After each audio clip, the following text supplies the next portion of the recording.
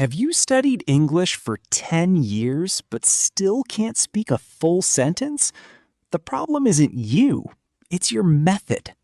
Here are 5 tips to fix that in 3 months. Hey everyone, welcome back. Let's jump straight in. First, learn just 5 new words daily and use them in real sentences. Don't just memorize. Second, practice translating sentences from your language into English every day. Third, speak out loud. Talk to yourself, a friend, or even an AI tool, because speaking is the skill you're actually building.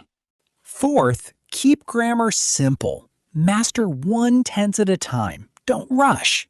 Fifth, and most important, be consistent. Just 15 minutes a day beats 3 hours once a week. Pro tip, start thinking in English, not translating in your head. Name things around you in English as you go about your day. See you in the next video.